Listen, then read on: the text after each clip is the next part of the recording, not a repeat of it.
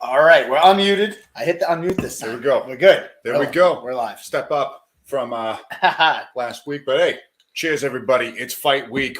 We've got the entire fight breakdown that we're doing. We're not at Coops, as you might tell. We got a baby seat in the back. There's the high chairs in the background. Actually, I think over your shoulder you can see the kids' hockey helmets. Oh yeah, no, you can tell we're at the Pulver household. There's high chairs galore. The camera's sitting on a children's stool. Like no word of a lie, but yeah, that's the fight week. Literally, that's how it's rolling this week. I wish I could put a comment up. Let me see if I can put it up. Put a picture up of we're actually working off of. But got the little tea party table in the background over there. But yeah, we won't give it to them. But basically, we got a little baby chair holding our camera. But whatever. Hey, listen, man, it's fight week. I can't believe we're here back on fight week once again. We're normally like just having our first conversation after we're the 2 first weeks week. away. We're 2 weeks out. Normally, with not even trying to spend time with each other this far out of the past fight, but here we are. Usually, we all want to kill each other, so we take 2 weeks off, and it's At least. all right. Now here we are. It's like 2 weeks, and we got to do table times. But listen, man, this card, I'm super stoked. I mean, I will be real with you. This card was kind of like the brainchild of kind of necessity, with a lot of injuries and COVID that hit our February 5th card, and it just didn't make a ton of sense to make people wait. Funny enough, there's only one fight on this card that was made with the intention of being on this card alone. So we were left making an entire card from scratch. So what intended was originally we were moving an amateur title fight, the Shayna's fight, the Peter Barrett fight, Joe Poirier, Jake Dillon, all these names that weren't on the February 5th that were supposed to be on this card. We made this card for those guys, in none of them. There's only one fight that was made, which was Steve Foley and Sergey Perrin-Suko. That was originally this card was moved to this card. And it's the only one that stuck together. But we got 18 matches going on. The cool thing about this card is that it is truly a celebration of the arts. This is back to the roots of what we talked about when we started Combat Nights. The first time we did Combat Night was with the grappling tournament by day, a mixture of Muay Thai and MMA competition by night. And we have that full fruition right here, starting off with super grappling with some Muay Thai sprinkled in, a bunch of amateur mixed martial arts contests taking place, and then finalizing with the professional matchups that we have going on. We're going through all the matchups today. We'll go through it all today. But yeah, I can't imagine if this fight card didn't fall apart from those fights that you mentioned earlier, like the Don Shayna's fight, the Peter Barrett fight, all those that fell by the wayside due to injury, other matchups that came up. We wouldn't have room to fit it. We still that's have 18 matchups. Like an entire fight card still came to fruition just off of those, even though so many fell. Yeah, I mean, and it's crazy. This is gonna be a fun event. This was always the intention for these Combat Night cards. We haven't really done a Combat Night since we returned. So, this is going to be, it's going to be something special. And I think this might kick off something bigger. I've already been getting a ton of hype about the grappling, which we'll talk about.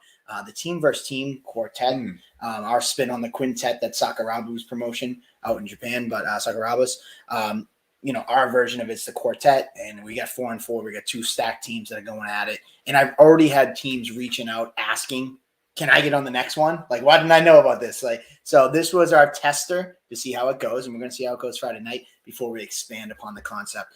Quick shout out to Richie Santiago, who really been kicking me in the ass about the grappling, and Tyler Pimentel. The two of those guys kind of worked on a lot of these grappling matchups to kind of make it come to fruition. So, to fruition. So shout out to those guys for kind of giving me the much needed kick in putting this grappling stuff into place. They're big grapple heads. Yeah. Tyler's always talking to me about so-and-so on the grappling scene. I'm like, yeah, I don't watch sport jiu-jitsu, but yeah.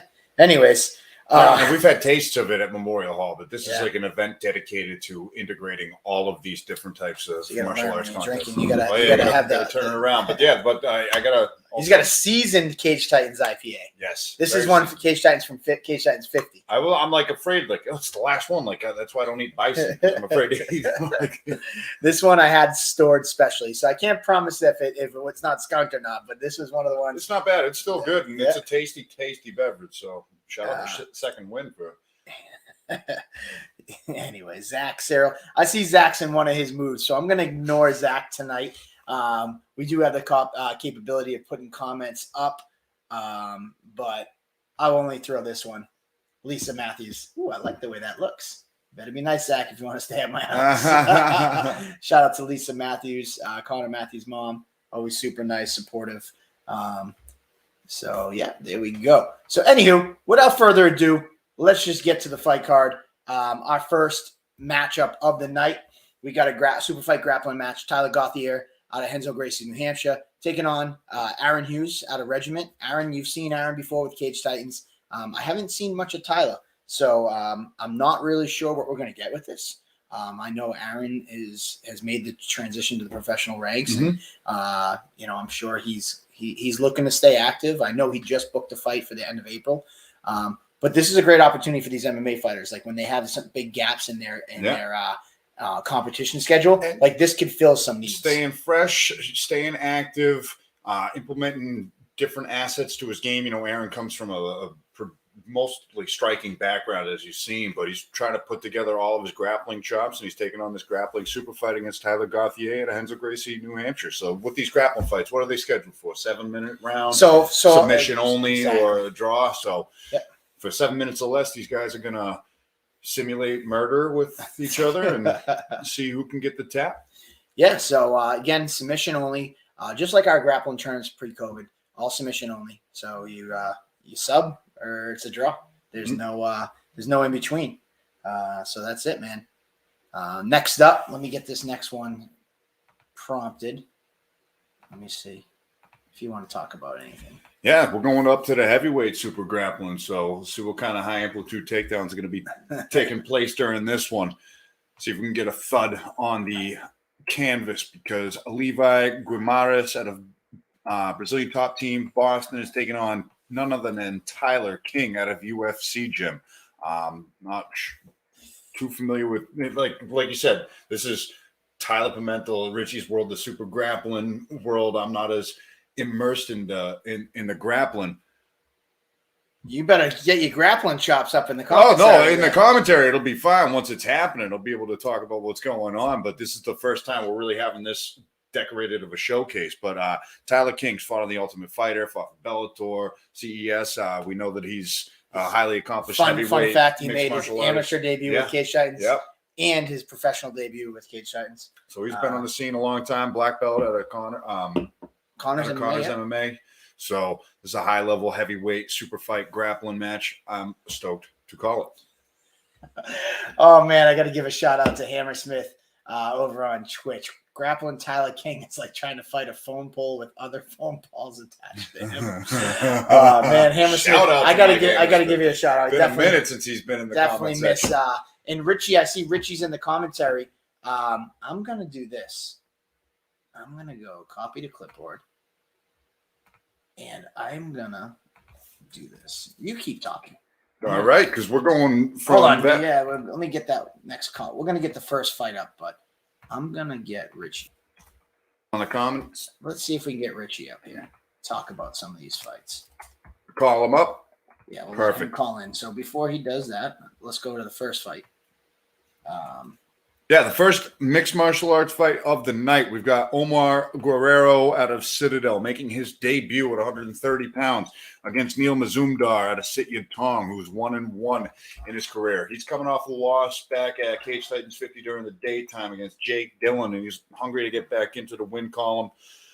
And Omar Guerrero, someone who is making his debut against someone with already 2 fights. You know that Eric Grossman and the rest of the squad at Citadel is thinking highly of him, and we never know what we're going to get with a debuting mixed martial arts fighter walking into that Cage Titans cage. This one's going to be no different. So Mazumdar, hungry to get back into the win column, and Omar Guerrero making his debut.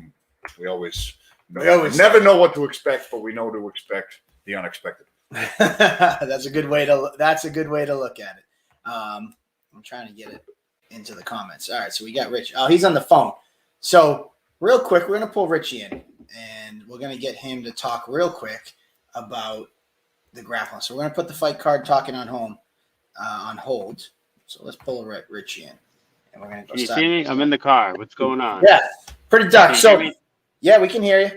So Richie, we talked a little bit about the first two grappling matches.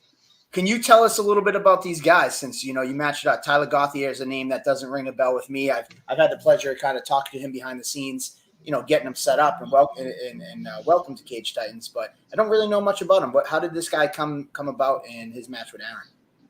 Yeah, so Tyler Gautier, so this kid, he's actually a guy who's been on this grappling super fight circuit for a while, with the other promotions like Enigma and RCS. I actually competed against him at Enigma a few months ago in a grappling match, and he actually beat me in overtime. He ended up winning on escape times. We did EVI rules. So this kid's legit, man. He comes from a good team, Henzo Gracie, New Hampshire. They got a lot of guys that are, if you go to grappling tournaments, you always see Henzo Gracie, New Hampshire. They got a lot of guys that compete. So this is a fun match. And, I had talked to Tyler about, maybe matching him for Cage Titans because I knew we were going to do this. And he was interested, and Aaron Hughes hit me up and he said, "Hey, I'm trying to do one too." And I was like, you know what, that might work. Two purple belts, they're around the same weight. So I matched them up, and I think that's a really, really fun match. And then next up, we got Levi Gramarez taking on Tyler King. You want to talk a little bit? You know what we're going to do? We're going to jump out of order a little bit since we have you on the phone. I'm going to take advantage of that, and you're going to give us the rundown on those fights. So you got Tyler. We already went over Tyler. You got Levi and Tyler King. What's going on with that fight? Yeah, so, obviously you guys talked about Tyler. Tyler. He's a staple around the New England scene. He's fought the who's who of the heavyweight division around here. But, recently he's been really focusing on his grappling. He's obviously a black belt under Connor's MMA. And he's competing all the time. So his opponent, Levi Gramarez, actually from BTT Boston. So this is a team that, again, a very jiu-jitsu heavy school. That's they got guys competing all the time. They're a Brazilian top team affiliate. And Tyler Pimentel, who's one of his teammates, was the one who recommended him to me. And, I talked to Tyler. I said, okay, what's the deal with this guy, Levi? And he was like, oh, this guy, he's a heavyweight, he's a killer. And Tyler King came up as a possibility, 2 black belt heavyweights, and I was like, that's high level stuff right there. So that's another good one. I love it. Awesome. So black belt versus black belt heavyweight match, and they're legit heavyweights. Yes. They're not. Oh, he's a big dude. Yeah. So why don't you tell me the next one we haven't gone over yet, but this one I'm excited for. And I'll take a little part in matching this one too. But we got Bruno Diaz taking on Johnny Cupcakes. Oh, this is awesome. I love this match. Bruno, as soon as I, put out the signal that I wanted to match grappling matches, Bruno hit me up immediately. And he was like, hey, I will grapple anyone, any weight, just get me in there. Obviously he's fought at Cage Titans, so he loves fighting at Cage Titans. And, here's the thing about Bruno. His game is gi jiu-jitsu. So he wanted a gi match. And, I had initially matched him up with another black belt from another school. And that was going to be a good match. But, that guy ended up, he had some personal issues. He had to pull out. And Johnny Campbell, he stepped up. He said, hey, I'll definitely go against Bruno. And I was like, well, it's going to be a gi match. And Johnny said, you know what? I'll do it anyways. So, that's just Cupcakes stepping up. We all know Cupcakes. Yeah. Hammersmith said this is the sickest crossover match ever. You know what I like about this is Johnny. Obviously, he's a Cage Titans legend. You know, but besides that, you know, these guys fought MMA, and when we talked to Johnny, basically, he said, "Listen, I'm a brown belt, and I know Bruno's one of the best of the best." He goes, "If I can beat a guy like him, there's no denying that I should be a black belt level guy." So he really was like, you know, excited about this opportunity. So especially in the gi too. It's something that I think it'll be the first super grappling fight with the gi that takes place at Cage Titans as well, if I'm not mistaken. And it being a rematch of what was a great MMA fight. Looking forward to seeing how the styles clash in the rematch, if you will.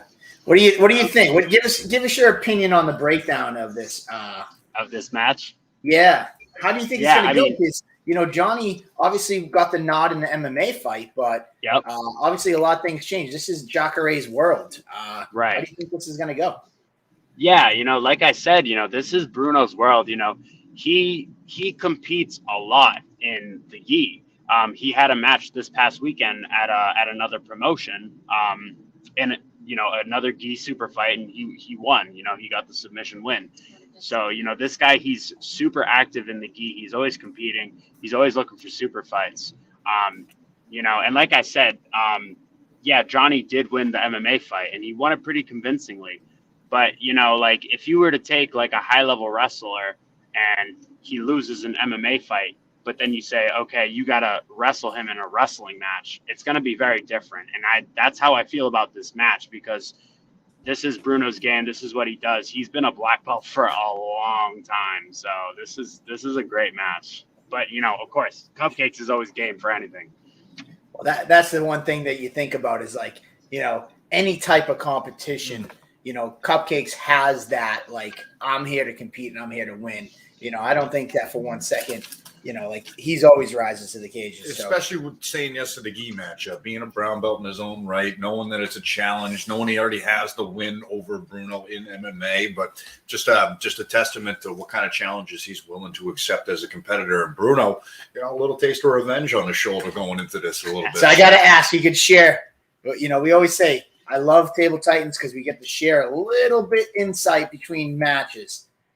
You got spill the beans, as Domenico would say. Was there any talk of, hey, I want Cupcakes because I want a little revenge?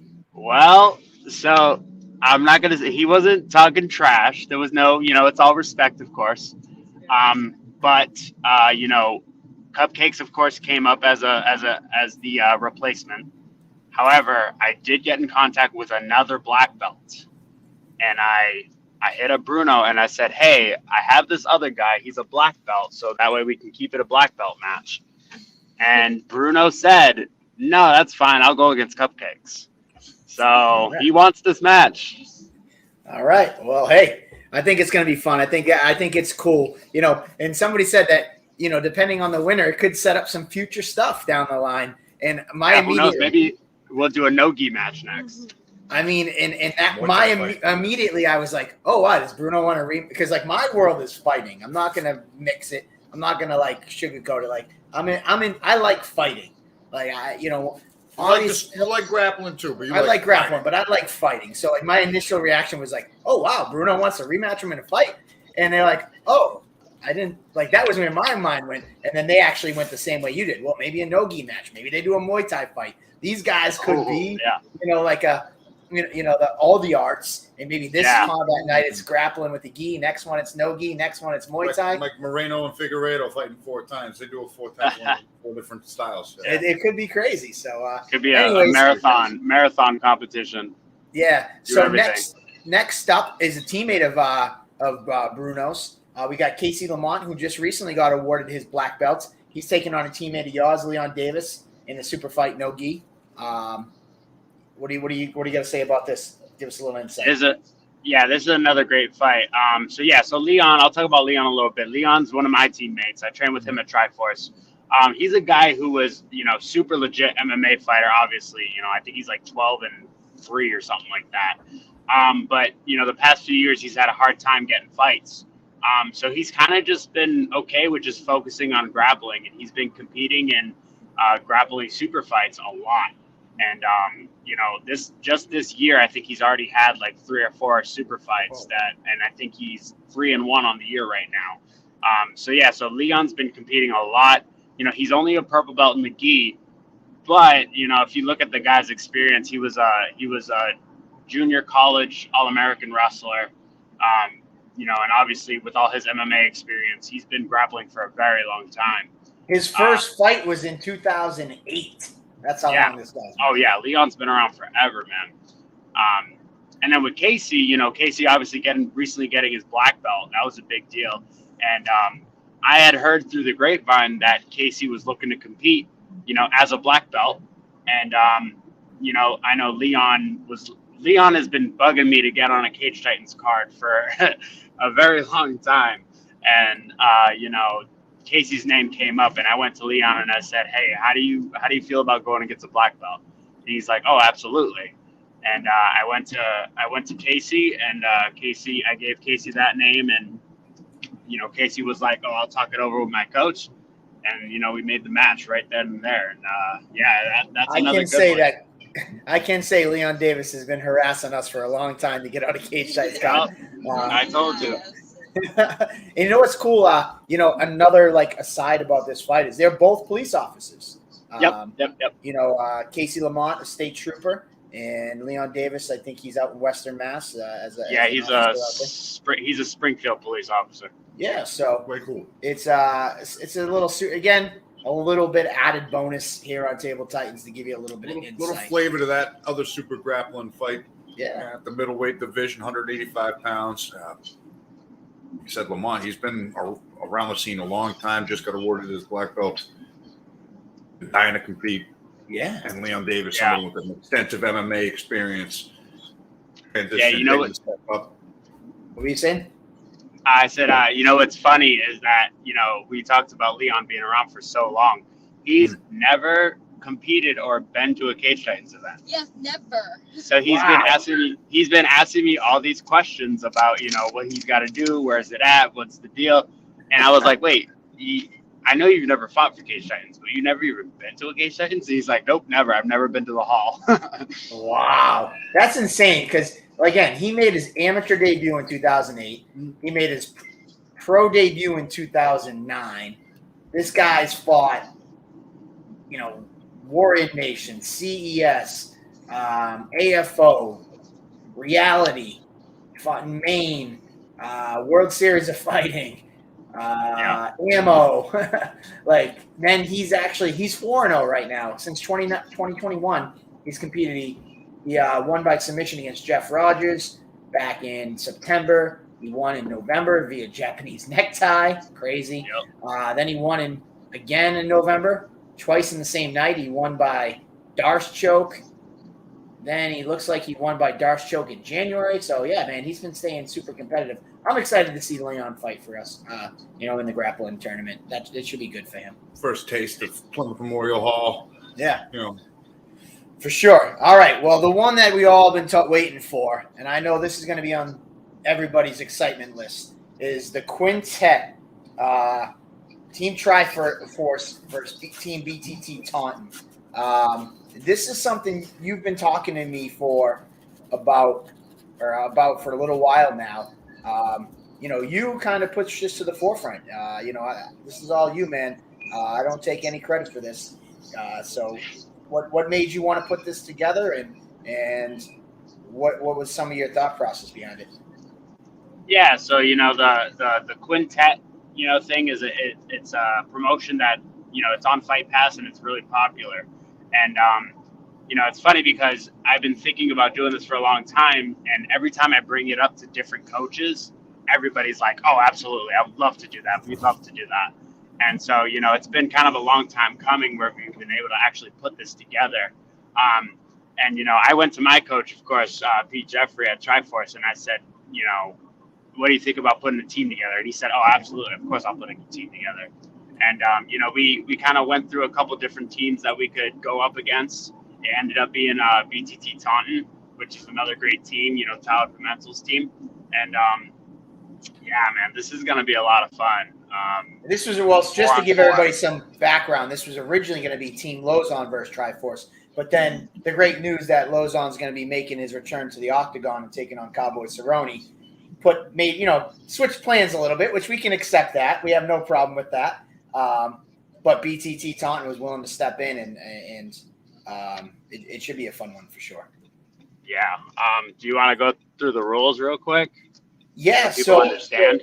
Yeah. So yeah, man, the floor is yours. You go. I got to say, if this takes off the way I think it is, this is going to be something that we'll probably see a lot more of.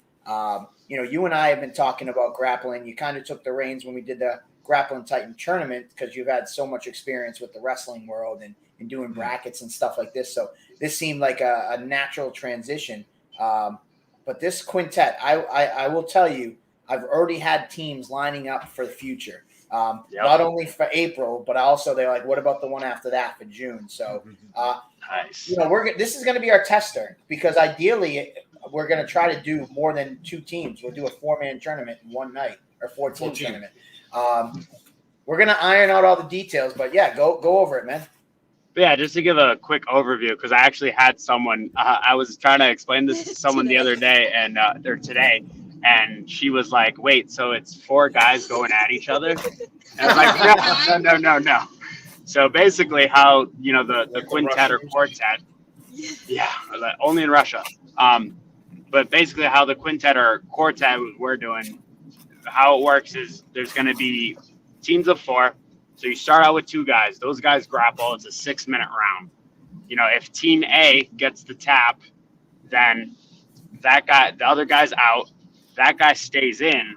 The other team puts in another guy, fresh guy, and then they keep going. Now, in the event that the round goes by 6 minutes, both guys are eliminated, and now you start over with 2 guys. And so basically you keep going until one team is completely eliminated, and then you have a winner. So one team might not only have one person represent them if they go in and tap out the entire team. That's totally possible. You could put a killer out there first and tap 4 guys in a row, and that's it. That's all she wrote. So in simple man's term, this is like your old school King of the Hill. Yep. You got 2 guys battling out, and whoever stays on the top of the hill stays until somebody can get him out of there.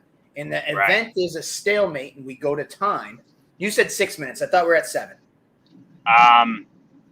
Yeah, we could do 7. I'm open to change it. Yeah, we're gonna post up the official rules tomorrow. I think your partner in crime in the passenger seat is supposed to type them up. So we're gonna post everything tomorrow. But basically, if no one gets a tap at the end of the time limit, both guys are out, and the 2 new ones come in. Correct. So yeah, man, it's your basic King of the Hill. Like 2 guys go at it. Whoever's standing on top stays until somebody can get them out of there, or time runs out and they're both eliminated. No draws. That's it. You either win or you both lose. Yeah. We don't do double participation medals here at Cage Titans. What happens if all 5 go the distance? All 5 go the distance. That's it. Sorry, guys. 4 guys go the distance.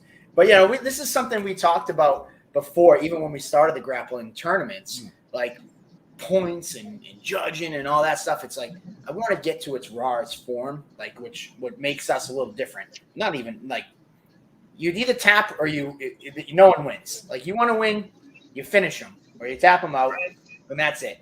And it keeps it simple. The fans will know what they're looking for. They're not like, oh, that neon belly got him 2 points or this one. It's like, did that guy get thrown down, submitted? That guy won. If neither one of them did that, it's like neither get their hand raised, and they move on. So you told me earlier today that your team's pretty jacked up about this. What's the feeling at Triforce as they're training for this? Yeah, I'm just getting out of Triforce right now, and all 4 of my guys were there. They're working out, they're getting their weights together because that's another thing. So all 4 guys have to weigh in together and collectively be under 700 pounds. So that's another thing. So it's an open weight division then. You could have one guy that's 400 pounds. Yeah, theoretically, yeah. But we all sat down and we decided like, okay, Al, you're going to make this weight. Nate, you're going to make this weight. Duma's got to make this weight. And then that way we equal to exactly 700. Yeah. So our guys are cutting some weight right now. So yeah, so that's the other piece of it. It's just like, it's collective. You got 700 pounds. You got 700 pounds. They show up to weigh-ins. They get on the stage. Their weights are their weights. And, it's you could have a guy that's 140 pounds fighting against a guy who's 210, 220. Right, that's the other thing. So no weight strategy class comes. here. Yeah, man. And the fun part is that I think is going to be a cool, unique thing is the strategy involved. You roll out your biggest guy first. You roll out the smallest guy first. You roll out your most skilled. Do you save him for last? There's so many things that they're going to be, having to think about on fight day when it's going down. I think it's going to be unique. It's going to be strategic. It's going to be a lot of fun. And I think that we have two high-level teams going at it. I mean, you talked about your guy, your 205 is a brown belt. Why don't you go down your team real quick? Oh, he's a black belt. Black belt. Okay. So real quick. So, John Duma, who's obviously, former Cage Titans champion, but he's a professional fighter, brown belt in jiu-jitsu. Then we have Kyle Pavao, who is our child prodigy, who's straight out, or actually still in high school, rather. He's 18 years old. Yeah. He's 18 years old, still in high school. He's a blue belt with 4 stripes, but I mean, this kid is so good. He honestly should be a purple belt. He's just so young. And then we have Nate Andrews, another guy who's been around forever. Former, current Bellator guy, and PFL guy. PFL guy. CS champ. He's another brown belt in jiu-jitsu. And then our anchor, our big guy, Alvin, he's a 205er, and he just recently, the past, I want to say about 6 months ago, got his black belt. So that's our anchor right there. Al's going to surprise a lot of people because nobody really knows him around here. He doesn't compete that much, so he's jacked up to do this. No, that's cool, man. And then on the other side, I wish Tyler Pimentel was on. We could have him quickly talk about his team. But I know that their anchor or their big guy is a brown belt who's competed at the Worlds. Chris Scott, who's competed at the Cage Titans grappling tournaments. And he won a couple. He won his division there. He's competed elsewhere. Chris Scott competed against Connor Barry the last time you competed in grappling. Junior is their other guy, and then I think Robbie Robertson is their last guy, who's another brown belt, the smaller guy, but a really skilled brown belt. So they're rolling out a solid team too. So this should be some high level jiu-jitsu and getting people excited. And it's no gi. As we were talking about the rules, 700 pounds combined, no gi, submission only. Yeah, there we go. Murder yoga. All right. Well, I'm sure a lot of people are pissed off that you talked while you were on your phone in your car. Hey, it's hands-free. At first, I wasn't sure if she was driving, but now I see your hand in the picture, so I realize that you're driving. But you've never done that before. We do not condone what Richie is doing for the public. No. But anywho, well, Richie, man, we're excited. We'll see you on weigh-in day. Thanks for putting this together. This is going to be awesome. All the grappling matchups from Aaron Hughes and Gothia opening it up to the heavyweight super fight to the teams. I mean, it's just an incredible lineup of grappling matchups that are going to be integrated into this combat night. So thank you very much. Yeah, I had a lot of fun, matching up, the grappling matches. This was a lot of fun. We spent our Valentine's Day dinner. He was on his phone matching. I'm like, okay, I'll leave it alone. I was on my phone trying to find Bruno a replacement. Yeah. Some things are important. Well, don't worry. I was on the other end of the phone doing the same thing at my Valentine's Day, and I did the same thing at Christmas and every other holiday. That's what we were saying. So, welcome to the business. Welcome to the world. Mike calls, I answer. So anybody in the future, you're looking to get part of this, definitely reach out. And Richie, kiss your Valentine's goodbye. Yeah, kiss your Valentine's Day goodbye, your birthday parties goodbye, Richie, because now you're your phone's going to be ringing, your Facebook messages for people looking forward to get on these next cards. So thank you so much, and we will see you on Thursday. All right, I'll see you guys this weekend. Bye. Later, buddy. All right, there you go. Richie Rich. There it is. I mean, fantastic job doing man. matchmaking for the grappling. I mean, that's one major part of this combat night. Finally integrating super fight grappling. Yeah, because we had the Tyler Menard fight against what was his name? Nope, I know it. Don't tell me. Don't tell me. Liking on me too. Melanson. Yep. Sean Melanson. Sean Melanson. And so we've done grappling matches before. So now this is when, this is a true combat night in its purest form. You see 1, 2, 3, 4, 5 grappling matches, plus 4 pro fights. You got an amateur title fight. You got 1, 2, 3 Muay Thai fights, 4 regular amateur MMA fights. So you really got a whole slew of matchups. We left off talking about this fight. I'm pretty sure we didn't really finish up on it, but Omar Guerrero has competed in kickboxing before. He has competed in Muay Thai. I believe it was in No Boundary. So he's no stranger to competing, though this is his first MMA bout. And Neil Mazumdar, he has also competed in Muay Thai when he was up in Canada. I believe he's originally from Canada. And then he came down. He had that first MMA fight against Jake Dillon. Got caught. Great strike by Jake Dillon. Put him away. It was the second fight because he won one before that, right? I think he won. Yeah, I have him listed as 1-1. I guess I should preface this with, in Canada, they have some, hybrid mix rules. Gotcha. So, I don't know. I have him listed as 1-1, but, the exact, what it exactly was is not really clear. Gotcha, but either way, it should be a good one. Yeah, I look, especially as hungry as Neil Mazumdar is to get back into the win column after his fight against Jake Dillon. It's going to be a tough test for anyone making their MMA debut, but we know that Citadel breeds nothing but savages. So Omar Guerrero stepping up against a much more experienced Neil Mazumdar in regards to MMA. It's going to be a high-level amateur matchup despite them both being young in their careers. Yeah. And then Speaking of young in the careers, both guys making their debut. Something we haven't had yet for a couple of shows is a debuting amateur versus a debuting amateur. And this is in Muay Thai. No, it is? Yeah, you don't know how to read. No, I don't. Apparently. AMT. Amateur there Muay Thai. There we go. All right. Whoops, I read it wrong. That's my We bad. got Steve Godet. Well, actually, we did have 2 amateur Steve Muay Thai Godet has competed in MMA. And this is his kickboxing debut. Taking on Julian Connerton out of Evolution up in Maine. Mm-hmm. Julian is looking to compete in MMA, but his coach wanted to throw him in the Muay Thai ring just to kind of see how he reacts to the excitement and actually getting punched in the face live before he takes his first MMA fight. So this is 2 guys fighting for specific, kind of specific reasons in this realm, I should say. Both have it. So Connerton making his first combat experience, really. So even though he's looking to get his feet wet, get his face used to getting punched, to climb into MMA, whereas Godet fought MMA in 2009 for Untamed. If anybody remembers that, probably no one watching our show today. He fought on Untamed 26, Untamed 30.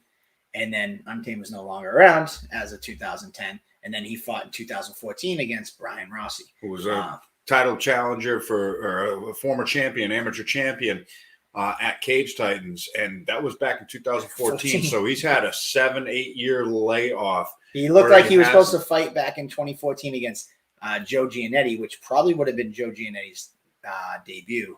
But yeah, man. So this kid fought a long time. He's taken a lot of time off. That's a long. And that's what his coach is looking to do: get him back in there competing, get him on the right path, and that's what this fight's about for Godet. As for Julian, he's never tasted actual competition before, and his end game is MMA, but his coach is looking to get his feet wet and competing with Muay Thai first.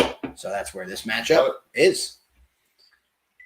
All right. We know those big gloves fights, they kick things off pretty damn well. Since we've integrated those into the fight game, there's been nothing but action with the Muay Thai fight. So. Oh, yeah, for sure. You always got to. That'll be the first Muay Thai fight on the card. First Muay Thai fight on the card. 2 debuting guys. And then we'll go into that super grappling fight between Bruno Diaz and Johnny Cupcakes Campbell, which we've already talked about, that rematch. And then we're going into Oh, we got the big boys. So somebody commented on social media like, "Oh, Cage Titans doesn't have a lot. They never have any heavyweight fights. They never have any big guys." Well, this show is the exception to the rule. If that's we got a couple, don't we? We do, and this one's the first one. As two guys who fought before, Hassan Graham. He's from Western Mass, G&G. He's fought on Premier. He's 1-0, taking on Eric Rondon out of the UFC gym, and he's 1-0 as well. Eric's a brown belt, highly skilled grappler. Hassan, from what I saw, is this guy's just coming in. You know, he's looking to throw hands, take your head off. So this should be an intriguing matchup. And we haven't had a heavyweight fight. It's been a minute. It's been a long. The last time was probably it wasn't even heavyweight. It was 205 or 210. Dan Muller versus Andrew Jacobs. That was a light heavyweight fight. I mean, I ran into Jeff Swavillian not too long ago at the last Cage Titans event. He was a former amateur heavyweight champion. It's got to be along those lines of when he was fighting for the belt. Rob Brown, former heavyweight champion as well. Yeah. I think they tangled a couple of times.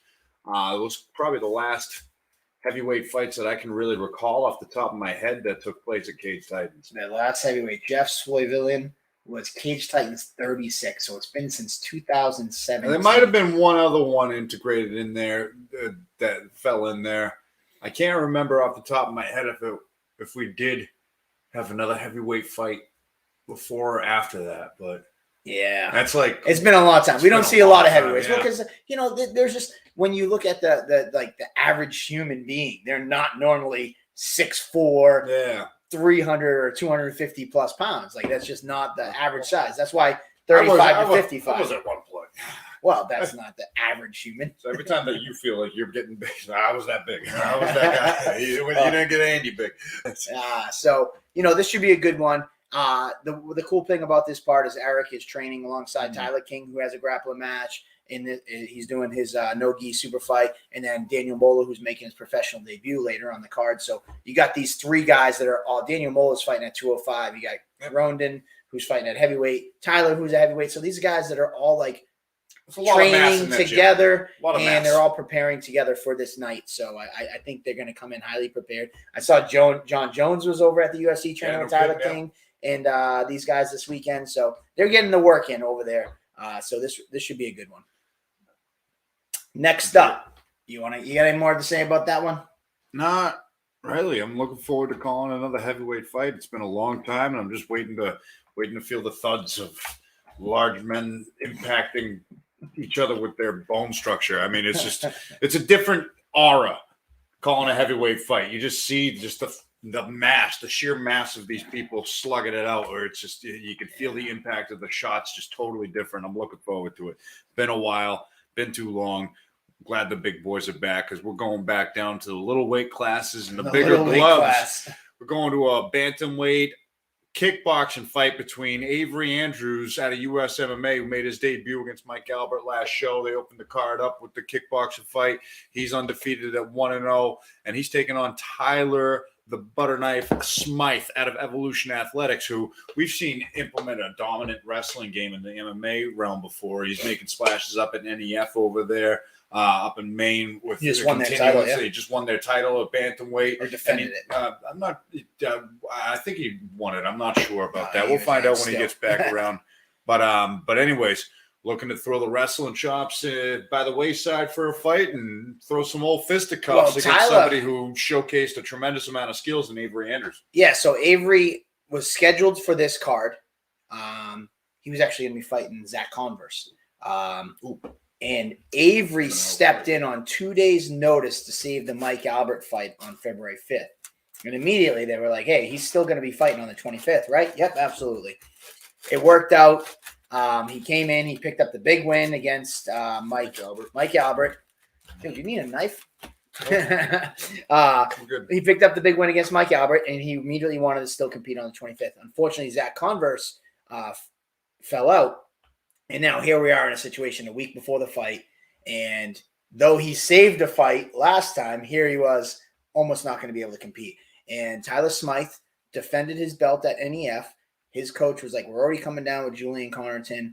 If any last minute pops up, let me know because my guys want to compete. They want to compete often. they actually offered to step in and fight Joe Poirier. They offered the fight, so that was a fight that we were going to maybe put together. But then we decided, like, on a week's notice, that's a fight that we want some time to digest and really promote behind. So, like, we Joe decided to sit this card out and wait. So he's like, listen, we'll take whatever we can get. We want to compete. And I threw out the name Avery, and Avery was a 45er, if you remember correctly. And Tyler Smythe is a 25er. So, Tyler really wanted the fight. They're like, listen, we'll go up whatever weight you can get us. We'll take it. And then we went up to 35. And then, Avery was going to fight at 40 or 45. And I was like, you know what? 35 is the number. And his coach was like, you know what? He wants to fight so bad, he's going to get to 35. Fuck it. Let's go. Because Muay Thai guys aren't really known for cutting a ton of weight. So, that just shows the dedication. He really wanted to get in there and compete. So he's cutting down to 35.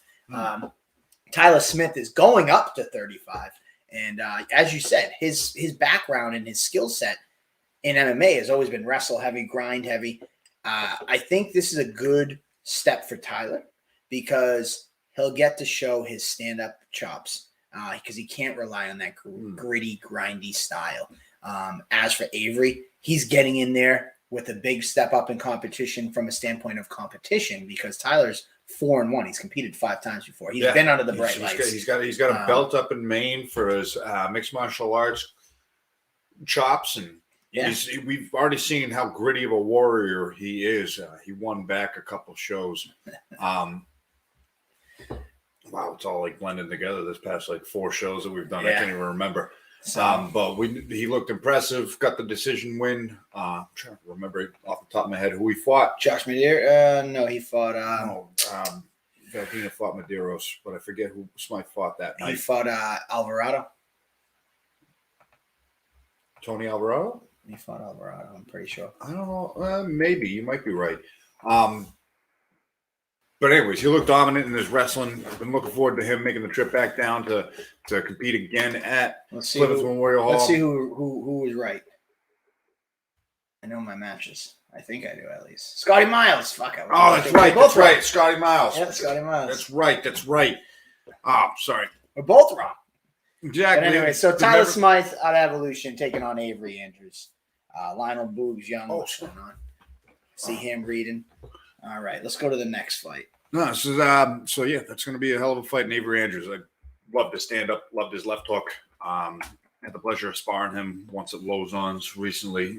Talented kid, going to be a fun matchup in the Muay Thai realm. Back to the MMA world, we're back Steve at Foley. 170 pounds. Steve Foley. So this is the one fight that was made for February 5th, but due to COVID, we had to move and actually stayed together. So shout out to these guys. So this is one of the matchups that I made this card for, and out of 18 matchup, it's the only one that actually came to fruition. So, and I'm stoked to call this fight. I've gotten some work in with Sergey Priasunko at Lozon's a couple of times over the past few months. He's a really talented striker, talented grappler, really great pressure. And Steve Foley is a black belt, if I'm not mistaken. He's a black belt. And we've seen him with that toe hold over Chris Alvesio. He actually commented that. He's like, that was my only highlight in my MMA career. And he's such a seasoned black belt. He's been a black belt for a while now. Mm-hmm. And he's like, this is my only highlight. He goes, but he assured us on social media.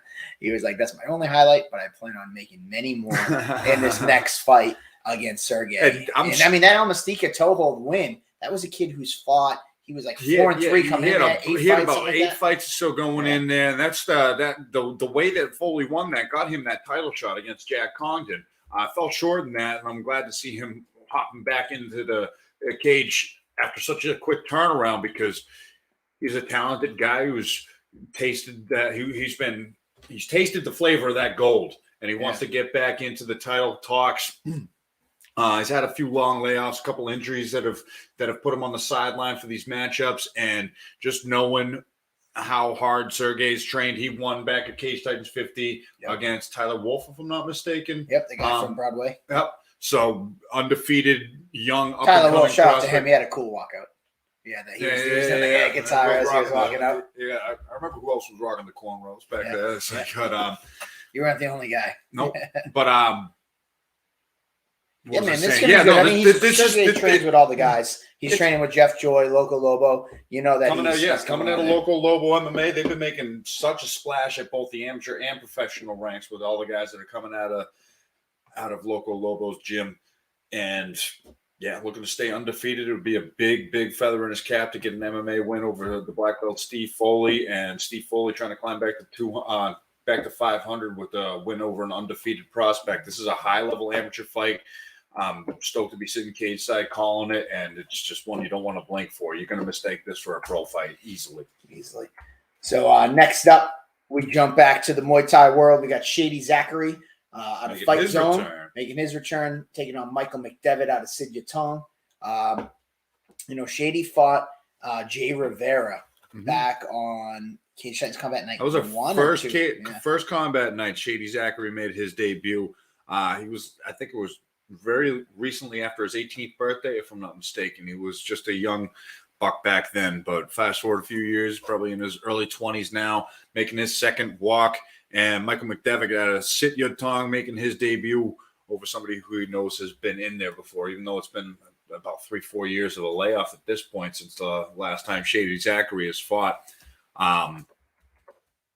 Testament to how the Sit Yatong fighters looked at by his coaches over there. Well, yeah, I mean, listen, when you look at a team, 2019 was Shady's debut for us. But when you look at a team like Sid Yatong, you understand what you're getting. You're getting a school that has a rich history in the Muay Thai, art, and you know what you're getting from these guys, and they're in their element when they're competing in the Muay Thai world. No doubt about it. In Fight Zone, actually, Mike True comes from some of the same lineage, and he's pretty close and friendly back in the, growing up in the sport with Delagrati. And it's funny the way like the fights kind of happen, and I always love that part of the matchmaking. It was just like we were going back and forth on weight classes. Like it was going to be 35, and then Shady was like 40, and then they both walk at the same weight. And like Mike True, like when you have schools that know each other, you can only get away with this. He's like, tell him to stop being a bitch. I'm not sandbagging him. My guy walks a little above 40. Your guy walks a little above 40. What the fuck are we doing cutting to 35? Let's just call it 40 and, call it a day. He's like, I go back with Delagrati many fucking years. Tell him it's cool. And I'm like, oh okay. I was like, and I actually just copied and pasted and sent it off. I was like, this is what he said to me. I don't think I could get away with saying that to you as a matchmaker, but that's what he said. So I'm just forwarding it to you. Yeah, and then it happens. To agree. So there we go. 140-pound matchup at Muay Thai. Shady Zachary versus Michael McDevitt. Stoked to call it. Yeah, great. So what else do we got? We're going to go over this one. So next up, there's actually we don't have a chance to update it, but we'll quickly talk about this fight, but we'll kind of give a little caveat. And the fight we're talking about, you'll see what I mean. Brendan Boats out of South Shore Sport Fighting taking on Alvin Mclaren. McLaren. I forget how to exactly pronounce it. You might know McLaren. So, as you know, Brendan Boats was supposed to fight on February 5th.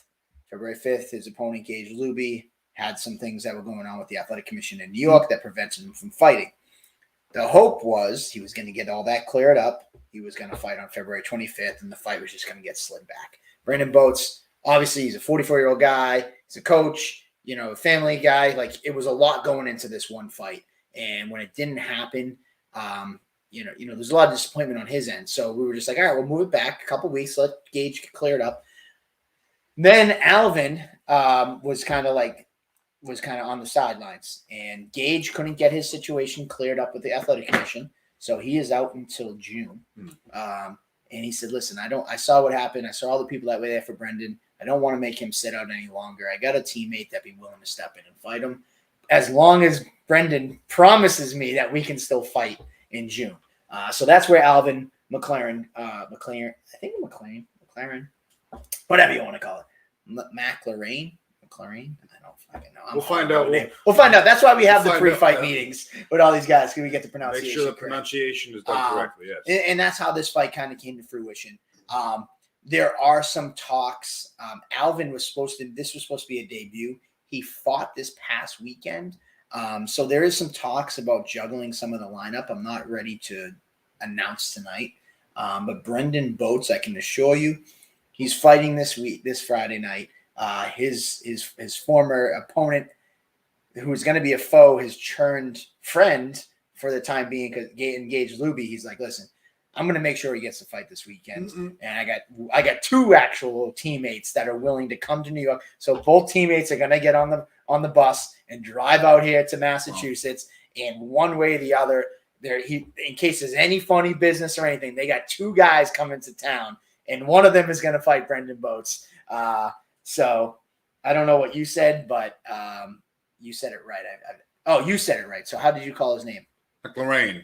Okay, perfect. So, shout out to Gage. I know he's super bummed that he's not going to be able to fight Boats this weekend as original planned, but he's like, hell or high water, I'm not going to deny Brendan his opportunity to compete. So I'm bringing 2 guys to town, and they're going to get the fight. So right now it's slated for Alvin Mclaren. But there is another teammate of theirs, Muhammad Islam, who would also be making his debut. It's going to be the first time an amateur fight has the on-call fighter. Well, the UFC has that whole like title fights. Yeah, like title fights and stuff where they have they have the guy that comes into town and still makes weight, and he may or may not fight.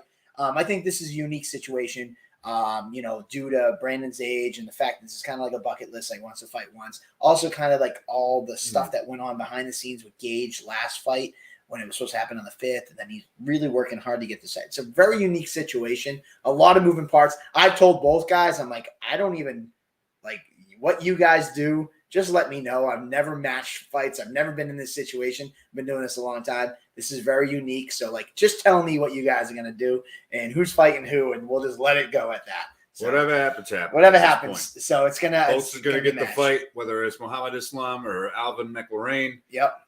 He's going to get in there. He's going to get in there, and we're going to – and we also are in the works, again, giving more information than I necessarily have to, but we also have in the works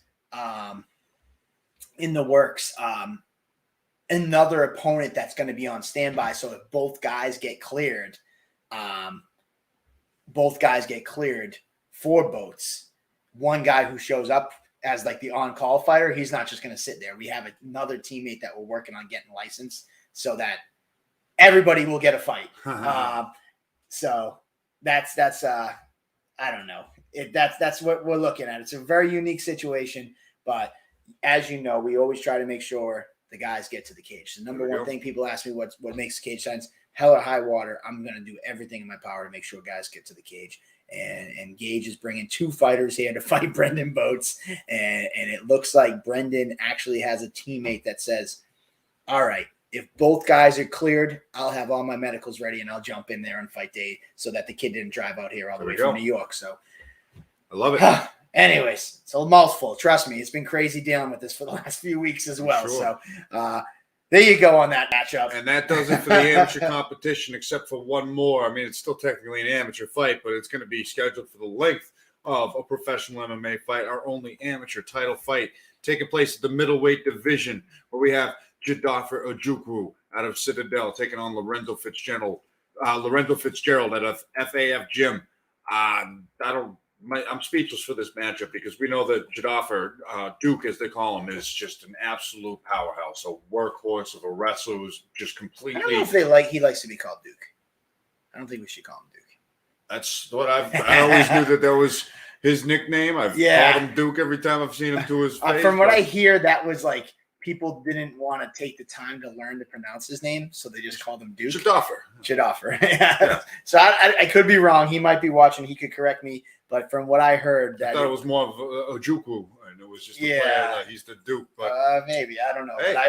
But I've called him Jadafer ever since I heard that rumbling. So we're gonna stick with Jadafer. All right, Jadafer Ojukwu taking on Lorenzo Fitzgerald. Both guys sitting at 3-1, both large middleweights, and it's just gonna be a banger. We haven't had an amateur title fight of this kind of. Sean Bay was the last middleweight title holder. And his fight, I looked it up the other day because I was like, he defended it against Bobby Gazdier, right? Wasn't that the last? Because he went pro after that. Yeah, Sean Bay.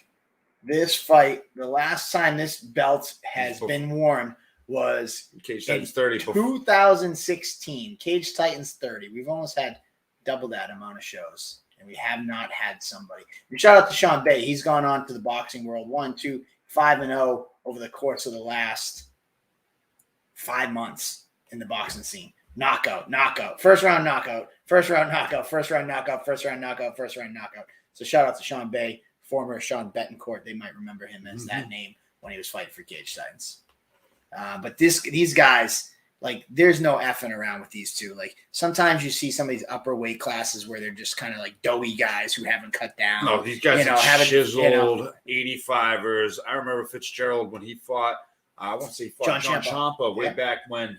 I'm not sure if he's fought since then or if that was earlier in his career, but that was a banger of a fight. I'm glad to see him back at Cage Titans. Looking forward to welcoming him back, and the Cage Titans gold is on the line. These guys are, Hammersmith said it right there. That's about it. I've been on the mats with Jadaffer a couple of times. That is a very strong individual, very well-rounded, strong boxing, strong kickboxing game, and his wrestling is just second to none.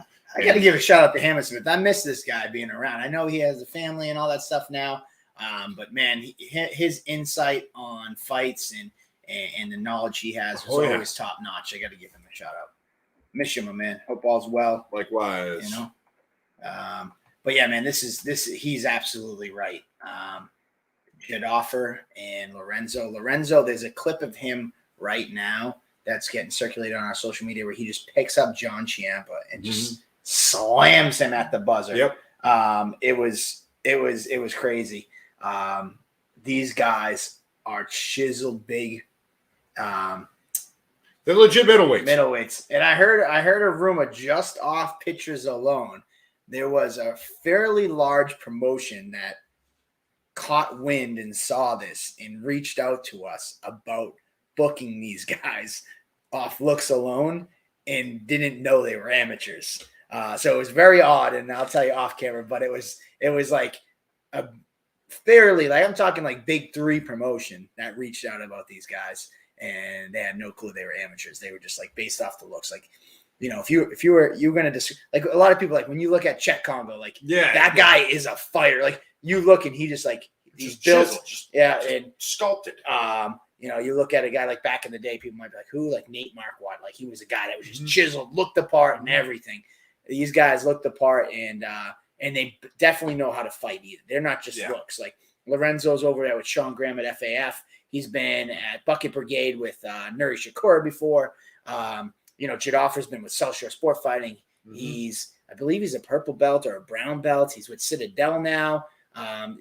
These guys have been around for a long time. And when you look at, let me see, Jadaffer, a little bit Lorenzo, for instance, he fought for us at John Ciampa in 2016. His first fight was in 2010. And his second fight was in 2010, which is his only loss of his career, to Jay Bakanowski, who's fighting later on in this card as a professional. So Lorenzo's been around for a while. Definitely a good fight to have, and I'm excited to wrap the middleweight title around one of these guys' waists. I love it.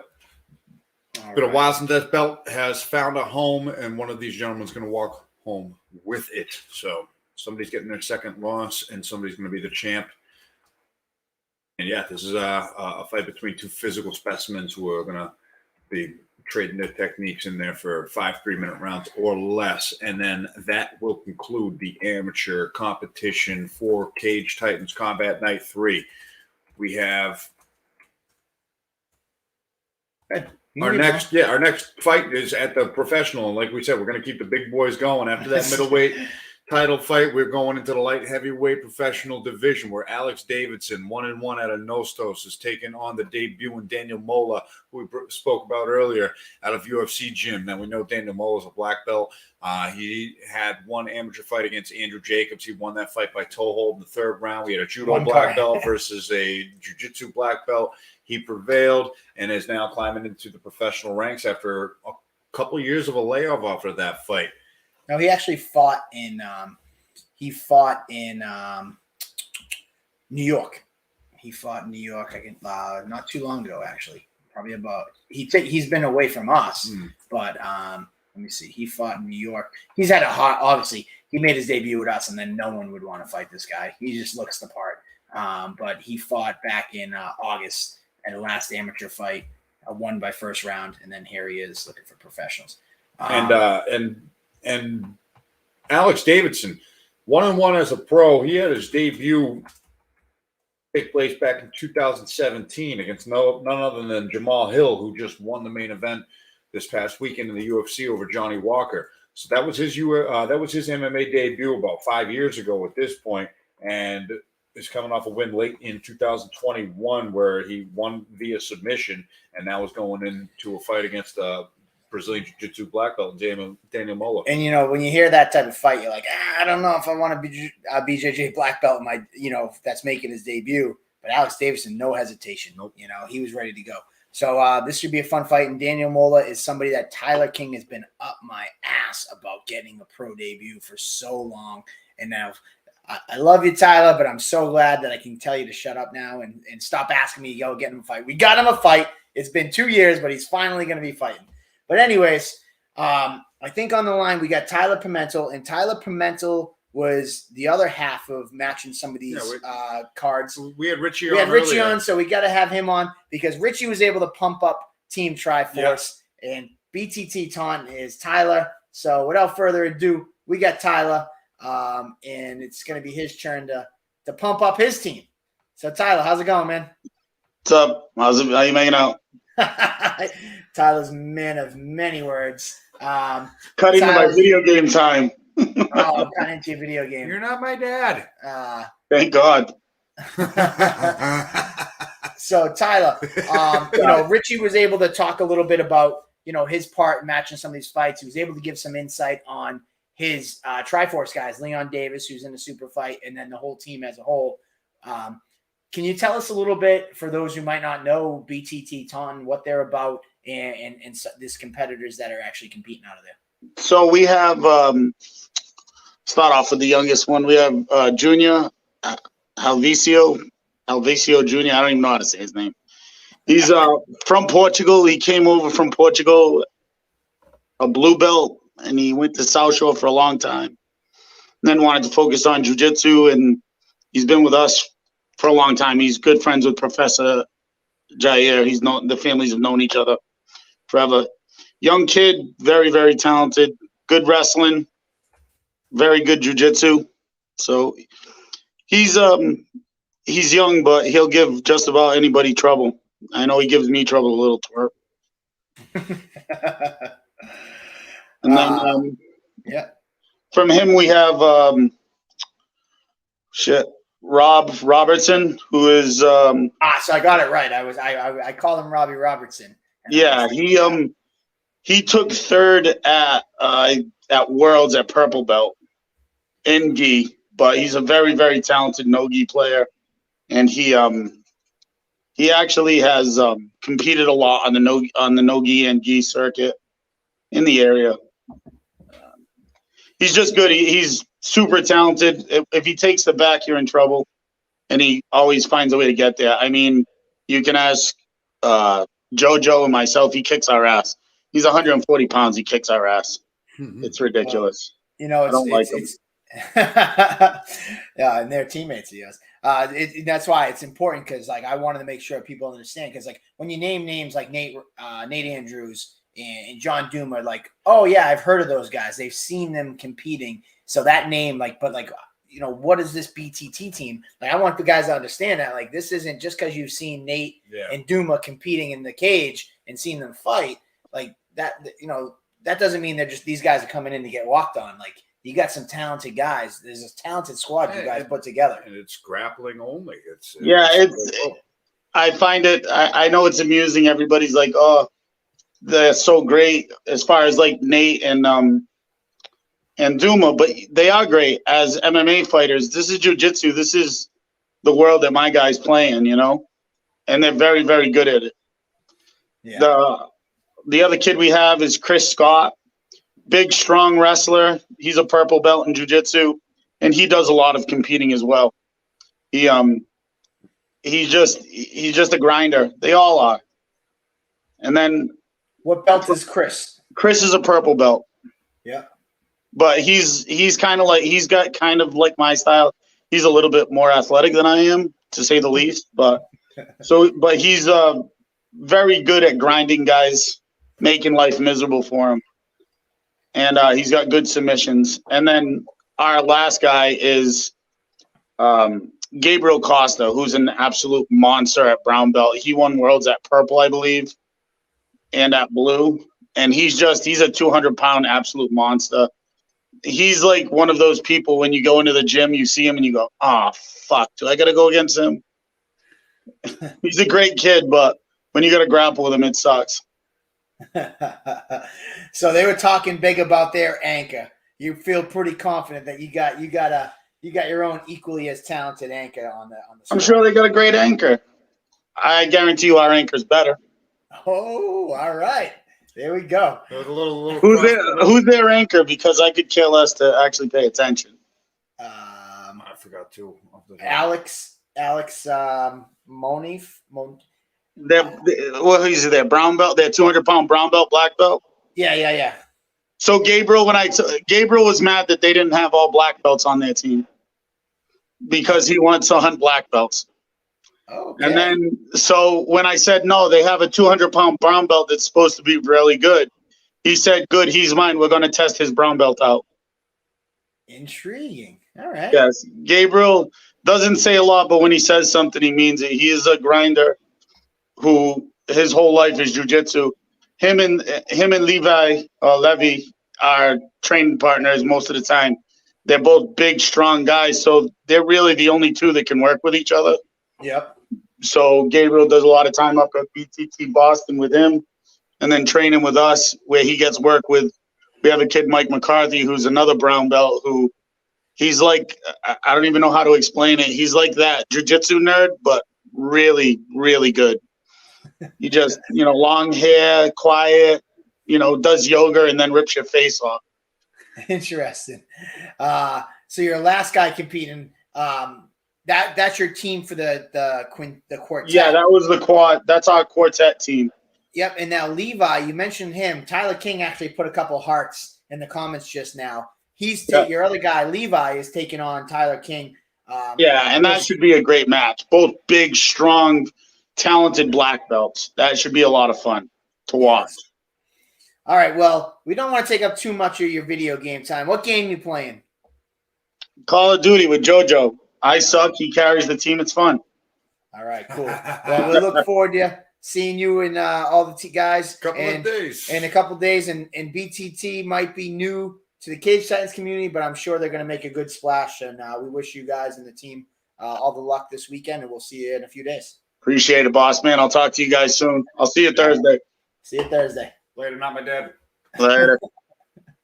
All right, cool. So there you have it. Tyler Pimentel giving you guys a little insight on his side of the card. And I like how they kind of, him and Richie both had a part to play in this matchmaking process of all the grappling super fights that took place, and then it ended up being their teams taking on each other. It kind of works out, it worked out. It made it easy to Cage Titans staples getting involved in the matchmaking collaboratively and competitively simultaneously. Yeah. And I mean, you could maybe argue this is team, though it is obviously Team Triforce versus Team BTT Ton.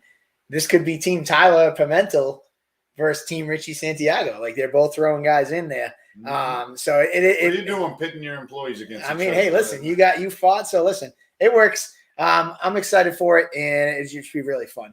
Next up, I'm excited to have this fight. Yeah. Jay Ellis out of Red Schaefer taking on Ledea. Ledea. Again, that's why I do not ring announce or commentate. I am horrible with names.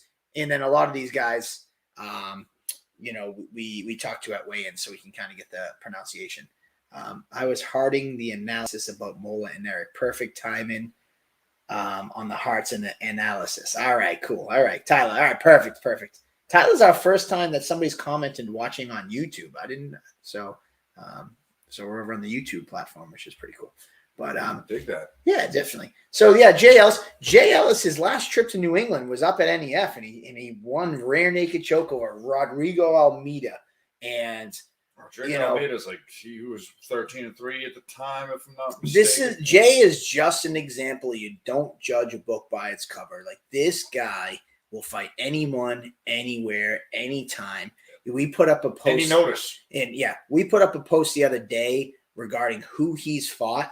Like Anthony Pettis, Colby Covington, Gerald Mearshart, all these guys that are on the. And somebody said not only did he fight Mearshart, he beat Mearshart. Yeah, he has a win over Gerard Mearshart. Who's a UFC fighter. He's got a win over Daniel Strauss, who was a former Bellator champion. Jay Ellis is an anybody, anytime, anywhere type of guy. And nobody's proven that more on their record. He's fought over 120 times. He suffered his 100th MMA loss at Cage Titans to Trevor Goody, but he's still going out there fighting anybody, anytime, anywhere, racking up wins at the same time, finding a win here and there, and just a testament to how ready he is to compete against the best of the best wherever he goes. And Leo Ledea, he's a guy who saved the show at Cage Titans. Yeah. How many times now? Taking a fight on a day's notice. Not many people are like that out there. When his say what you will about his record, but not many people are that step up on 8 hours notice to take a fight. Well, the other thing is, we talk about the guys that he fought who are in the UFC currently.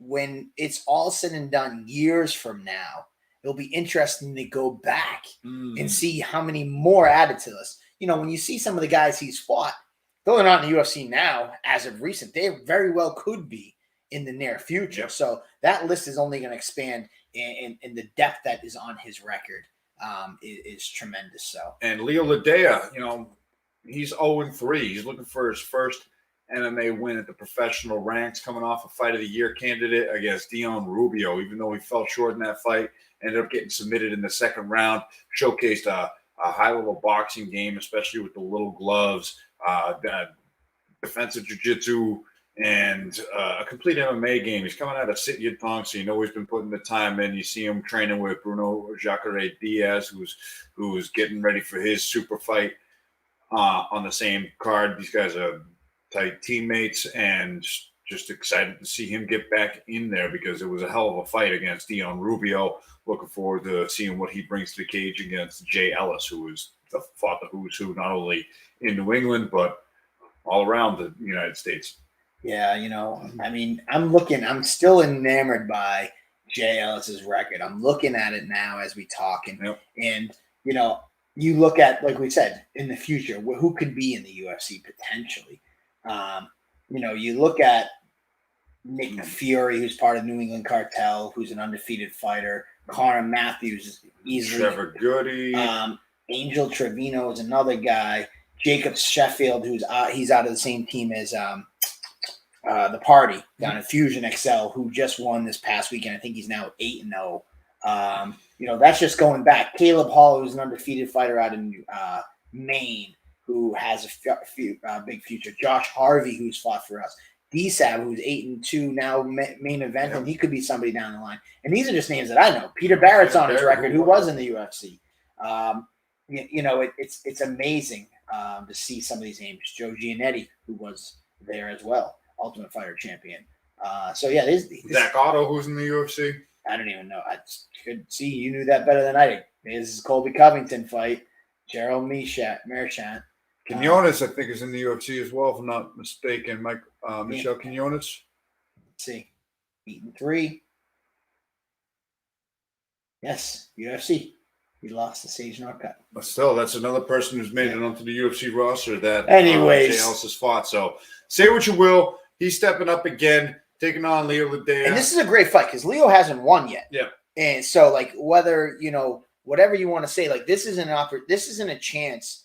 What's exciting for me was this wasn't Jay coming in, saving a fight at the last minute where he's coming in against some highly touted, undefeated prospect. This was a fight that was matched together where it was like Jay and Leo. Leo's, this fight was made with plenty of notice, with the full camp for both guys, knew who they were fighting, in a pretty fairly evenly matched fight. And And like the amount of times that Jay Ellis has come in on a day's notice, it's only about time we see him come in on a full fight camp here. Yeah. And we say full fight camp for Jay Ellis. That means he's only fought 3 times this week. Because when I looked at Jay, he just fought in a boxing match 2 weeks ago. And like right afterwards, I'm good. Don't worry. Blah, blah, blah. He fought February 5th, the same night as Cage Titans. So, this guy's always getting after it. So he promised me, he's like, I won't take any fights before in the next 3 weeks. So Leo Ledea taking on Jay Ellis. This fight I got circled. I'm excited about because Jay showed in his last trip to New England against Rodrigo Almeida. Rodrigo Almeida is legit as they come. You mentioned his record, 12-3 at the time. And Jay came in and took him out. Rear naked choke right out the gate. First round finish. And that's the scariness about Jay. He comes out strong. Actually, better yet, he was 14-4 when he lost to Jay. Even a better record than we thought. He was 14-3, and now he's 14-4. So Jay is, you might look and be like, oh, this is a layup. No, Jay's a tough fight for anybody right out the gate. Connor Matthews, you saw Connor Matthews. He had a little struggle out there. He couldn't get out of the closed guard, and there was some interesting moments there. I mean, granted, Connor won. I'm not trying to say that he was in danger, but I think that a lot of times Jay comes in and he tries to put you away real quick, and if he doesn't get to do it in the first round, he usually falls short in the first round. But he does come to take your head off. There's no doubt about it. He's done it over 100 times, gone in to try to take someone's head off. He hasn't been as successful as some other people are, but he fights anybody, anytime, anywhere. No different here. Hurricane Jay Ellis versus Lee Ledell. And I like it because you said it best. We gave this guy so many times. He saved the show, and this time we gave him ample notice. He had a full camp. He knew who he was fighting, who he's getting into. And Jay is a guy who watches tape and stuff too. Like he does his homework. I remember picking him up from the airport many a times, and he starts breaking down the fights and starts telling me what this guy does and who this guy is. And I'm like, wow, this guy really pays attention. So there you have it. Next up in our co-main event, we have Robert Ovalle out of Lausanne. Ovalle. Yep. All right. Finally got the pronunciation down, asking him at the after party from the last show. Robert Ovalle making his MMA. What nationality is that? I would say some sort of Latin American. I don't know exactly what, but I'm not going to try to guess. But Ovalle, that would be my guess. Some sort of Latin American. But yeah, taking on Jade Bakanowski, who has not fought in a long time, but has fought a who's who of people and is sitting at 3-3. He's been hungry. He's been messaging me. He's been messaging you, trying to get onto the fight cards. All over the place. And the background of this fight was Ovalle. What is it? Ovalle. He was scheduled to fight on February 5th, and his opponent pulled out the week before the fight. It was Jake Hickenbone at a Bone MMA. And then we were working on some replacements, and Bakinowski offered to step in, and we were like, he had to get a CAT scan, he had to get a couple of medicals updated, and we were like, you know what? We talked to Ovalle, and he was like, if he's in for February 25th, instead of having him scramble to get medicals and us fighting on a new opponent on 1 day's notice, he's like, screw it. Let's just push it off and do February 25th. The date is set. These guys are going at it. Bakinowski, Nate Andrews on his record, Leon Davis, who's grappling, Bobby Flynn, Keenan Raymond, Louis Karapi, who was a stud back when he was fighting. That's a win over Karapi too. Yeah, this is a tough fight, and this is a tough debut. It talks a lot about Ovalle and the confidence they have in him. Yeah, they were willing to take on a 3-3 pro on a day's notice. In this kid's pro debut. Yeah. So this kid must have something there. And Ovalle, he's been putting the work in. You see him in the gym all the time. He's had an extensive amateur career. I think he had like 7 amateur fights, if I'm not mistaken, off the top of my head. But yeah, been hungry to make this debut. He said was 5-2 as an amateur MMA. Yep. And I know we had a bunch of Muay Thai as well. Yeah, so we know that he's been putting the work in, hungry to make his pro debut. They're confident enough to say yes to a fight against Jade Bakanowski, who, even though he's on like a 5-year layoff, we mentioned some of the names that he's fought. A who's who with a bunch of credible wins. And Ovalle, look at that. His last fight was in 2016 himself. Oh, well, all right. So I know he's been doing Muay Thai, so he's had Muay Thai since then. But his last MMA fight was. So yeah, both of these guys are a little rusty going into the cage for the MMA fights, the small gloves. But make no mistake about it, they both been putting in the work. I know that Bakinowski's been hungry. He's been dying to get into the cage, especially if the cage tightens. He gets his opportunity in the co-main event slot here at Combat Night 3, and I'm excited to see these two throw down. And I guess I'll give our boy Zach Cyril a shout out. Supposedly, yes, it was the famous night Zach Cyril fought. One and only time he fought. Oh, Jesus. Was the same night of Jade Bakanowski's last fight. So there's your. Where's Zach Cyril there on that? He was in here. He fought Mike Kimball. He was the. Oh my God. He was the third fight of the night, and Jay Bakanowski was later on the card. Jay Bakanowski and Zach Cyril last appeared on the same exact fight card. And Zach Cyril, what are you doing? There you go, Zach. Is that it? No, there it is. I think Jay's. There we go. Oh my God. Zach Cyril, we said you were going to mute him on the comment board. But that's a good comment. There's finally one that he can. He can get it. Oh, he's gonna. We also got Sean Ray. Times. So happy for Jay Ellis. He's a very talented and tough guy. I think his record is deceiving. Absolutely, Sean Ray.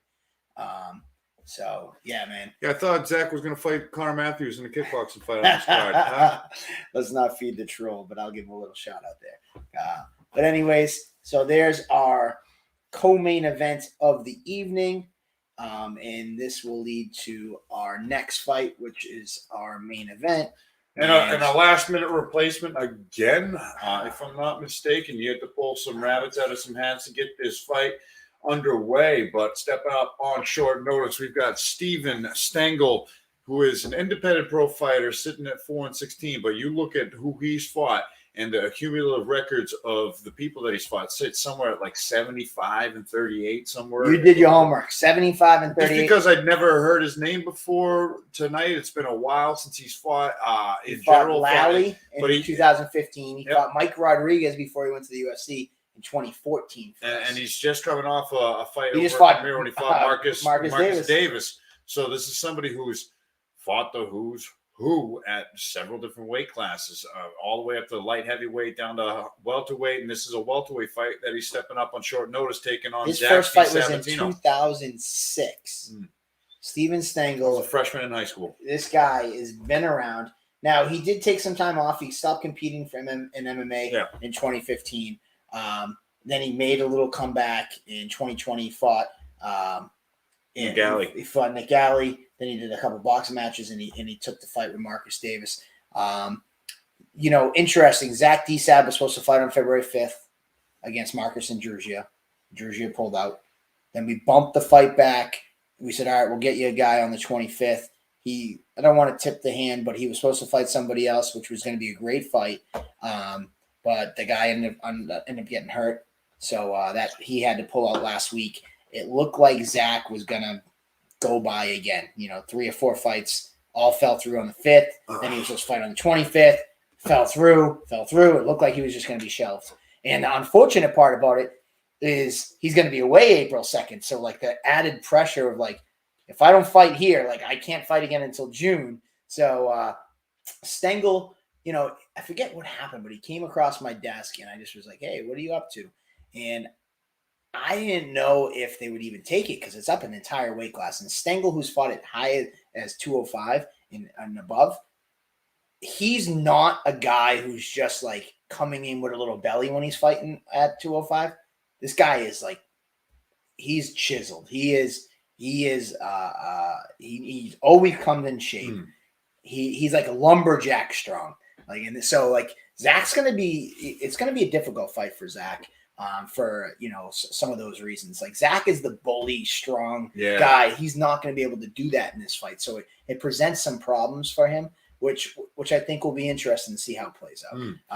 The fight's not fought on paper. We always know that. We always say that. And for Stengel, he said to me, he's like, I want to get back in competing and this, that, and the other thing. He's called me 3 times. I've talked to him on the phone. Normally, I don't talk to a ton of people, but we've talked 3 times in the last few days. catching up about what he's been doing, what his life's been going on. And Stephanie Rizzitano, I gotta tell you, it's taken years off my life as well. Because I take this to heart when shit like this happens and fights fall out, to make those phone calls. It's not easy. We were scheduled, actually, what people might not know is we were scheduled last Tuesday to announce the main event with Zach. Big fight. I'm telling you, it was a big fight. We're going to hopefully put it together again. Big fight. And then you called me 20 minutes, about ready to 20 minutes before we're getting ready to go, I get the email. Like, the other guy is pulling out. And it was like, no effing way. Because, like, the email, the day before, everything was set in stone. And then, like, we were confirming the hotels. Everything was ready to go. And I sent the message like, hey, we have Zach coming in studio. We actually convinced Zach to come on Table Titans. And we're going to make this huge announcement. We had a video ready to drop. And then I was like, hey, can so-and-so call in tonight? Because Zach's going to be in studio. An hour went by and 2 hours went by. And then the message I got back was, he's got to pull. I'm like, Zach, don't bother coming. But anyways, the fight will go on. It's our last fight of the evening. Zach DiSabatino taking on Steven Stengel. He's trying to keep the momentum of the main event spots of the combat nights going. Zach DiSabatino coming off his big win over Chance Beck, trying to keep that momentum intact, headlining another show. And big kudos to Steven Stengel for stepping up on short notice, taking on one of the top prospects that this region has. Yeah, man. So this fight card was a lot of work, but it's a lot of fun. And I know that on Friday night, we're going to have 30, actually more than 36 is the 4 and 4. I was going to say there's 18 matches or fights. That's usually 36, but add the extra 3. There's 42 competitors that are going to be competing this night. They want you there. They want you loud. They want you cheering. They put in a lot of work. Us at Cage Titans, we put in a lot of work to make this happen. And we're thrilled to be able to share Plymouth Memorial Hall for the second time this month with our fans and with these fighters. It's going to be a great evening. And as always, we'll be partying at Tavern on the Wharf afterwards. As always, we'll have some it's going to be on a Friday night this time around. Day. I got to get home, get the preemptive sleep before the rest of the week comes around. Oh, so, my goodness. Yeah, we'll have plenty of Cage Titans beer on hand. I see Tina just commented on something. Tina Penafiel. It won't be the same. We haven't had a show since we got back from COVID without the party. Oh, no unfortunately, kidding. Wow. The party. He said his work would probably kill him. He works at a restaurant. I did throw it out there. I said, listen, we have a restaurant that we could use an expo head cook. So if they throw you out there, you can always come back. Didn't he almost light your restaurant on fire when you cooked the breakfast food in there, though? And also shout out to the party. I know he's not on right now. With Jay Perrin officially getting signed, which we'll talk about in 1 minute. Party is no longer the interim champ. He is now the official Cage Titans bantamweight champ. And that kind of played out.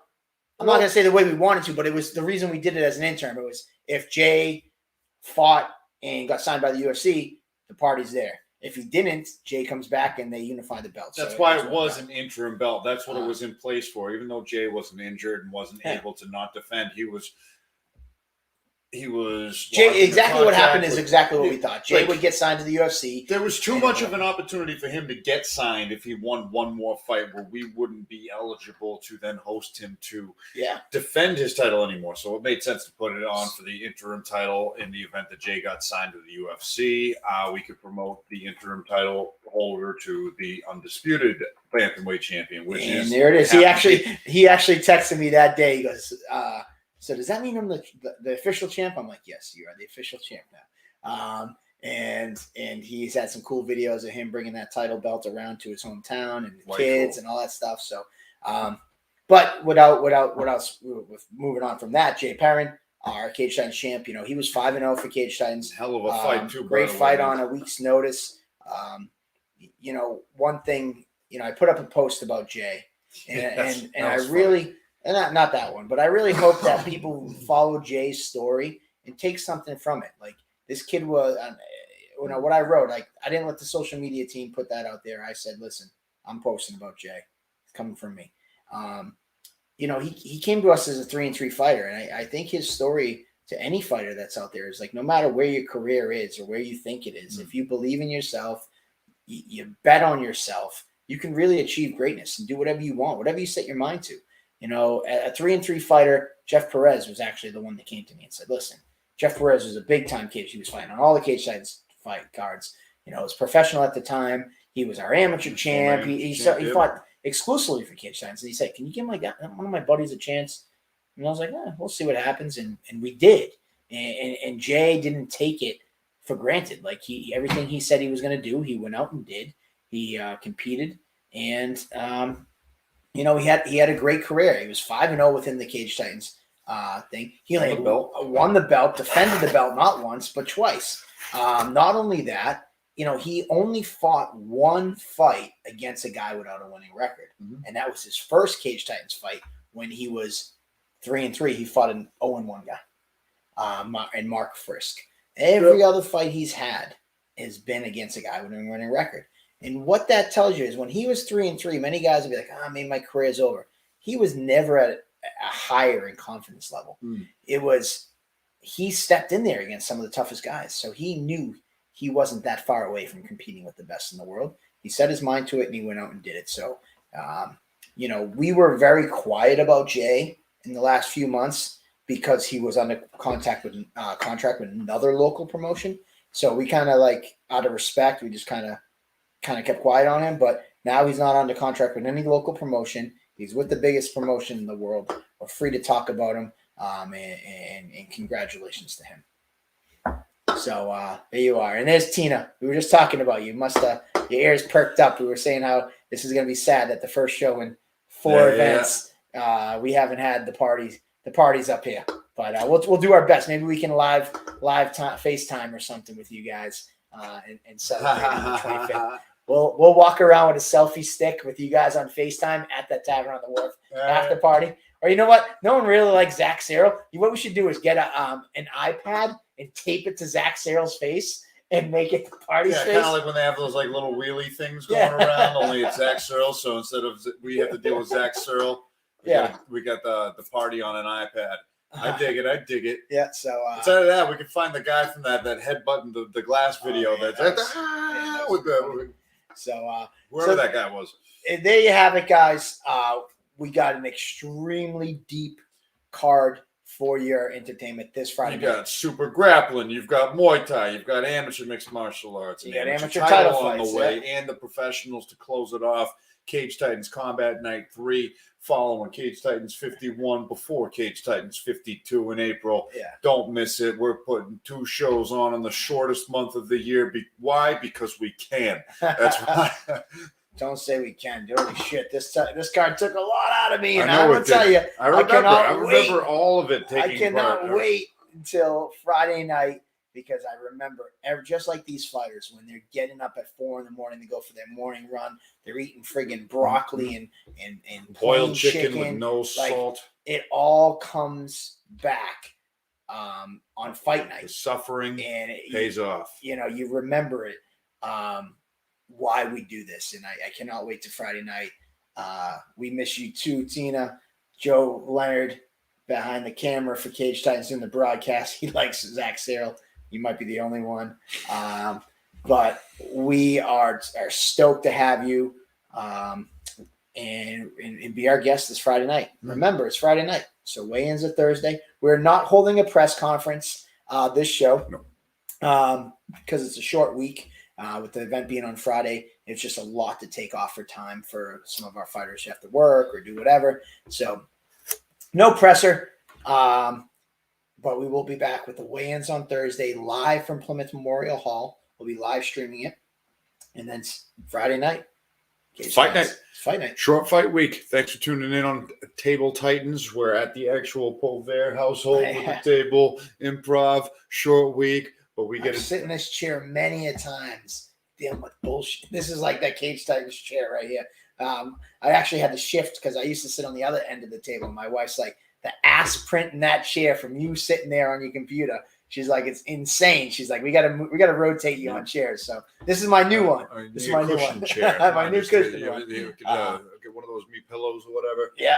There we go. So there you have it, guys. Thank you so much for tuning in tonight. I know it was a long show. There was a lot to go over, but we didn't even go through any picks. There was no pastrami there was no picks. pastrami picks. There's no hot wing hot take. I wish Mikey, are you working right now? I mean, I would have called him in, but it is kind of late. Oh, yeah. I actually have to clean. Actually, my wife's not on social media, so I can say this. So we were supposed to go away this weekend, and me and my wife and our 3 of our kids were supposed to go away, and I had so much to do for this fight card that I somehow convinced her to stay home. And she took 2 of the kids. You to stay home. For me to stay home, she took 2 of the kids. I kept the baby home. But it's been since Friday, I've had this house to myself with me and my 2-year-old, and it is a shithole in here. So I got to do a lot of work because she's set to come home at midnight tonight. So I got an hour and a half to pretend that I actually did something besides work on Cage Titans all weekends and let my 2-year-old sit on his iPad watching Coco Melon and TT Po. So I bet tuning into Table Tides, you didn't think you'd be hearing Coco Melon and TT Po, but Tina might appreciate that because she's got kids. But anyway, so I got some work to do. There you have it, guys. Tune into all of our social media. As you've already seen, we've been pumping it up. We got stuff coming out daily. And that's it, man. Cheers. And we'll see you on Friday. We'll see you on Thursday. Cheers, everybody. Get ready for combat.